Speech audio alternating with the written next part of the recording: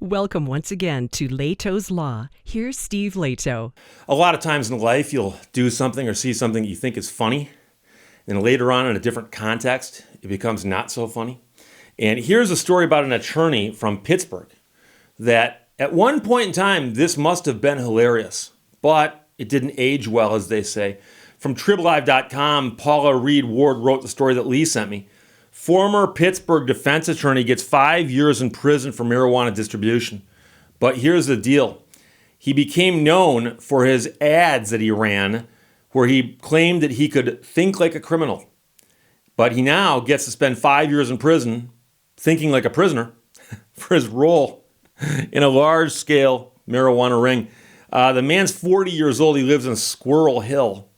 He was sentenced Tuesday by Senior U.S. District Judge Arthur Schwab to the mandatory prison sentence allowed. He got the max. He pleaded guilty in November to conspiracy to distribute and possession with intent to distribute. Prosecutors said he was identified as a large-scale supplier, primarily targeting Braddock and operating out of a drug stash house on Covide Street. It's spelled C-O-V-O-D-E. I don't think it's pronounced COVID, but that's close. On May 24, 2019, investigators had set up surveillance near the house and said they saw people carrying large black trash bags with green stickers inside the house. And they were taking them from inside the house to vehicles parked outside the house. Something appeared to be happening in that house, some kind of logistics operation. That morning, this attorney was seen carrying a black backpack into the house. Later, he and another co-defendant carried 2 large boxes out of the house to a truck parked in the neighbor's driveway. The truck left, and when the police pulled it over, they found $400,000 in the boxes that the men had carried out, and inside the house, they recovered 404 pounds and $5,000 in cash. In the sentencing memo, seeking the mandatory 5-year sentence, prosecutors at the U.S. Attorney's Office cited the man's YouTube video entitled, "Thanks, Dan." In it, actors portraying people committing crimes thank him, that is the attorney, for his work defending them in court.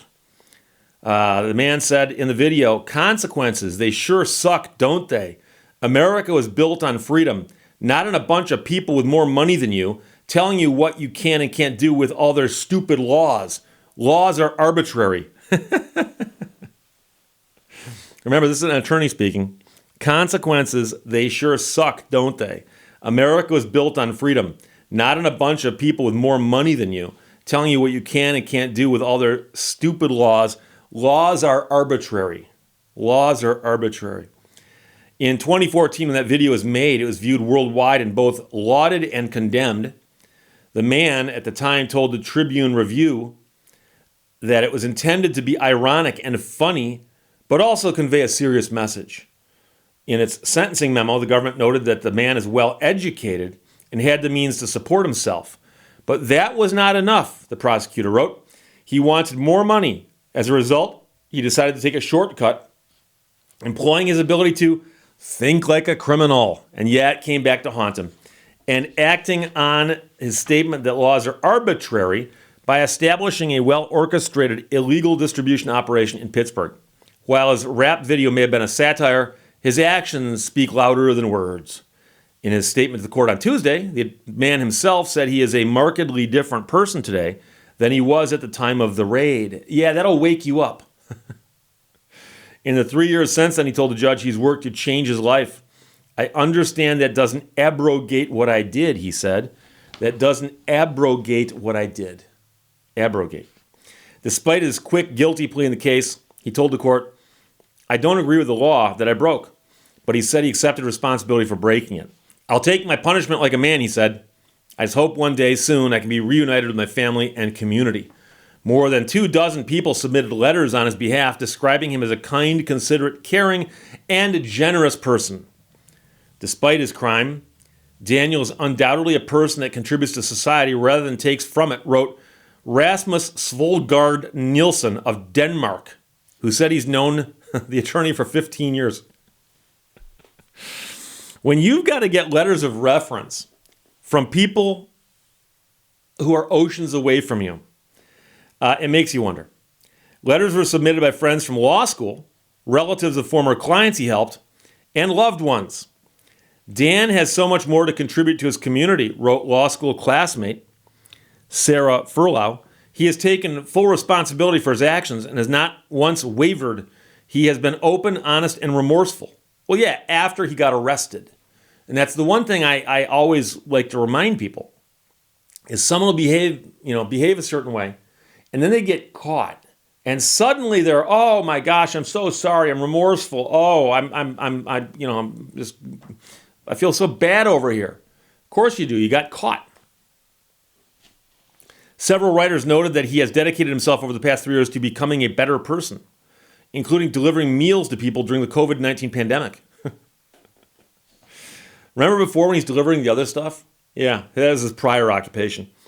Dan has an active role in the community, which is an extension of his intrinsic desire to stand up for the rights of people. This desire to help others took shape in his work as a criminal defense attorney with a primary focus on helping the many individuals from traditional socioeconomically disadvantaged backgrounds ensnared in the legal system, wrote one person.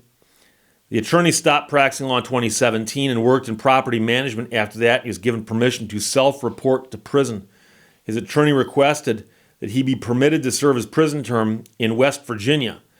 The attorney asked the judge, that is the defendant, asked the judge to recommend that he be allowed to work as an educator there to help other inmates. And, it might be that he can turn his life around and stay out of trouble from this point forward. And if he actually did go to law school, because we've heard lately about people who didn't, but if he actually did go to law school and pass the bar, he probably does have a lot of information he could pass along to inmates because there are going to be inmates in there who are working on their own appeals and so on. And he can probably sit down with them and help them and talk them through this stuff. And the only thing that I really am pointing out in this story that I think is remarkable is that, number one, there's two. Number one, he's an attorney and he got busted and is now going to federal prison. That's a very serious thing. But the real interesting angle to the story is the rap video that he did, which now I realize is 8 years ago. But he said in the rap video, consequences, they sure suck, don't they? America was built on freedom, not on a bunch of people with more money than you telling you what you can and can't do with all their stupid laws. Laws are arbitrary. And he tried to say that he was somehow trying to be ironic or something.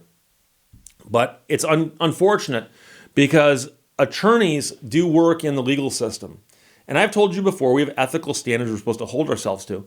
And we're not supposed to do things that make it look bad. Now, I don't think there's anything wrong with pointing out flaws in the system or when things in the system go wrong. But when an attorney shoots a video where he says laws are arbitrary, it's basically rich people passing laws to keep you down. Laws are just arbitrary and made up. I think he's doing a disservice to the legal community there. But nothing happened to him as a result of that, except that the words came back to haunt him. And I've talked about this before in different settings, that you often need to understand that something you do today might be referenced by somebody down the road. So if you make a permanent record of something that someone else has access to, you got to understand that. And yes, I have actually considered what would happen if one of my opponents were to take a video of mine and show it and say, here's what Steve Lehto said. And I actually have that as one of the filters in my head as I make videos. How bad would this look if they showed it to somebody? Well, it's being shown to the whole world on YouTube. And I don't do anything that I think crosses the line that should upset me or worry me. But I can tell you that, for instance, I've spoken to people who said, Steve, I'm in a dispute right now with a business. And I'm really, really upset, and I want to send them this letter. And they show me the letter. And I say, stop for a split second. Is there a chance that this is going to wind up in court somewhere down the road? And they often say, yeah, if they don't give me my money back, I'm going to sue them. Okay, I say, well, here's the thing. If you sue them, this letter might wind up in court, shown to a judge, shown to a jury. So instead of looking at the email on your computer and processing it that way, like I'm about to send a nasty email to some person, think of it blown up this big on a poster in front of a jury. How will it look then? And once you put your mind in that mindset, you understand, oh, I should probably tone this down a little bit. I should probably try to look rational as opposed to looking irrational. I should probably remove the insults, the name calling, whatever it is. And I've told people, rewrite this with that being the mindset, that this email someday could be Exhibit A in your trial, shown to a jury, shown to a judge.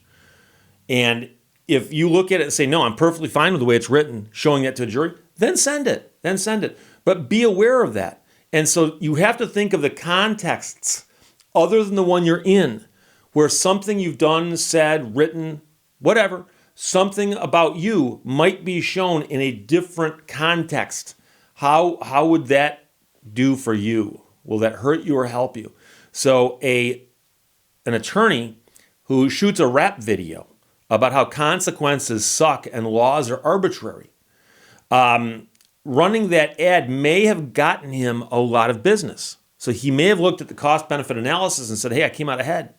Yeah, it made me a little bit of a joke with respect to the legal profession. Other attorneys probably thought he was a goofball. But if he got a ton of business off that video, then it was probably good for him in that context. However, videos on YouTube have a way of coming back to haunt you.